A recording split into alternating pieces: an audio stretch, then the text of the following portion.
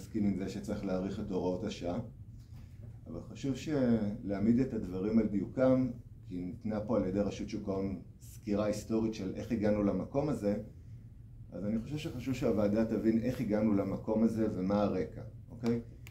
מתחת לשם המאוד יבשושי ואנמי, תקנות זקיפת תשואה, מתחבאת אחת הרפורמות היותר משמעותיות שהיו בקרנות הפנסיה בעשרות השנים האחרונות. והעובדה שהרפורמה המאוד משמעותית הזאת נמצאת מתחת לתקנות ולא חקיקה, היא לא מקרית. היא מתוך הרצון לקיים שינויים מאוד עמוקים בעולם הפנסיוני דרך תקנות וחוזרים ולא דרך חקיקה ראשית. וחלק מהדברים שהיו צריכים לעבור, ואפילו רשות שוק ההון חשבה שהם נכונים, לא עברו, כי אי אפשר היה לעבור אותה משפטית דרך תקנות ולא דרך חקיקה. זאת אומרת, חלק מהדברים שהיו צריכים לקרות, שמוסכמים, נפלו. עכשיו, אני מכיר את זה, כי מבחינה היסטורית זה לא התחיל ב-2015 בוועדת בעבד. מי שיזם את הרפורמה הזאת ב-2012 זה אני.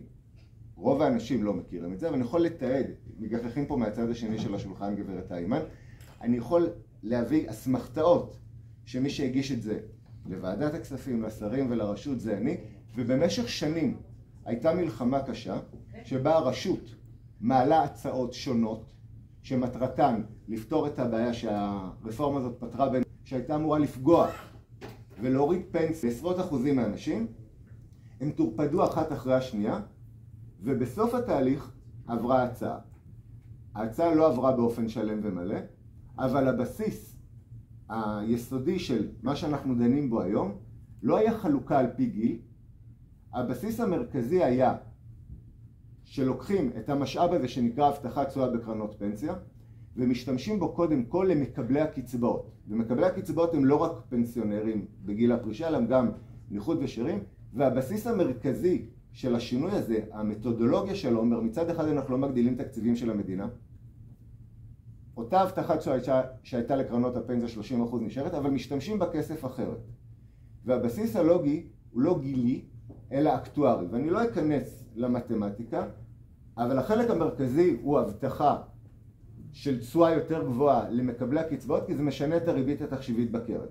זה הבסיס. כל הנושא של 50 פלוס מינוס הוא לא המהות של הרפורמה, הוא משהו שנוסף בסוף, הוא ממש לא החלק המהותי בתוך מה שנעשה שם, וכל הסיבה לקבוע את זה כמה שנים קדימה הייתה מתוך איזושהי הערכה של רשות שוק ההון ששיעור הפנסיונרים מאוד יגדל ואז לא יישאר הרבה לחוסכים.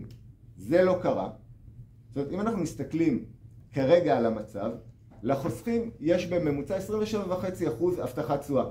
אז אם התקנות שהיו אמורות להיכנס ב-2025 היו קורות, אז כל השינוי היה שבני 50 ומעלה היום מקבלים 30% במקום 27.5%, חסר משמעות. לקרנות שאומרים עכשיו, לאחרונה, חשבנו, בדקנו, היו 8 שנים לחשוב, להיערך לשינוי הזה, לא נעשה דבר, הגיעו לרשות שוק ההון, אמרו, לא עשינו כלום, עכשיו יש לנו עוד עבודה תפעולית, אנחנו צריכים לפצל את המסלולים, אוקיי, וכדי לחסוך מהחברות המנהלות את הצורך לפצל מסלולי השקעות, זה הכל, אין בזה שום סיבוך, שום בעיה, שום בלבול של החוסכים, כלום. כדי לחסוך הוצאות תפעוליות לחברות המנהלות, שלא נערכו במשך 8 שנים ליישום תקנות, וכדי שנוכל ליישם תקנות חסרות משמעות, אז באים בהצעה. בוא נפגע בחוסכים, נכפה עליהם, בניגוד לרצונם חוסר בחירה, נכפה על מי שרוצה הבטחת תשואה להיות במסלולים תלויי גיל, שהרשות עצמה לפני כמה שנים בודדות הוציאה נייר שאומר מסלולים תלויי הגיל במתכונת הנוכחית שלהם מסוכנים לחוסכים ויכולים לפגוע בהם,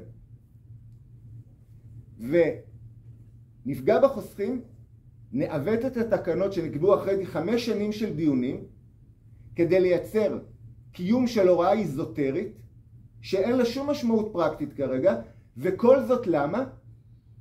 כדי לחסוך כסף לחברות המנהלות. זהו.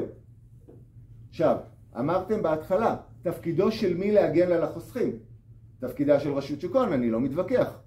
אבל בפועל כרגע מה שרשות שוק ההון מבקשת לעשות, זה לפגוע בחוסכים, לפגוע בעמיתי קרנות הפנסיה, כדי לקיים הוראה שכרגע ובשנים הקרובות אין לה שום משמעות, שכל המטרה היא לחזור תקציב לחברות המנהלות. זהו. אז מה שאני מבקש, מעבר לזה שדוחים את הוראת השעה, ויהיה דיון לגבי היישום, הדיון שצריך להתקיים לא צריך להיות רק על איך מיישמים את ההוראה של 50 פלוס מינוס, כי יש עוד שורה שלמה של דברים שצריך לדון בהם שלא מתקיימים, שקשורים לרפורמה הזאת. הרשות לא מקיימת את הוראות החוק לגבי הריבית התחשיבית, דבר שגורם לאנשים לקבל פחות פנסיה מהנדרש כבר כמה שנים. פה ועדת הכספים תקנה את זה בינואר 23, אחרי מלחמה שהייתה פה, ובניגוד לדעת הרשות, הגדילו את הפנסיה ב-1.2%, בניגוד לדעת הרשות, והיה צריך להגדיל ביותר. יש אפליה בין קרנות הפנסיה שלא הייתה צריכה להתקיים, אבל כדי לא לקיים אותה זה צריך לעבור בחקיקה ראשית ולא במשנית. ואני יכול להגיד מעבר לזה, אחרי שיחה עם אגף תקציבים, אפשר לקיים את הרפורמה הזאת, שאמרו פה, פורום החוסכים אמר, השינוי שהיה לפני כמה שנים חוסך כסף למדינה, בלי לפגוע בחוסכים, וזה נכון. השינוי שהיה ברשת הביטחון במקום אג"ח מיועדות הוא נהדר, הוא יכל להגדיל עוד יותר את הפנסיה, וגם את זה לא מיישמו. אז אם כבר עושים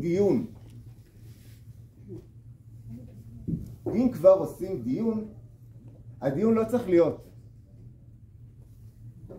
האם לחלק ואיך לחלק את הבטחת התשואה בגיל 50, אלא לדון על כל הליקויים שלא יושמו. וזו הבקשה שלי.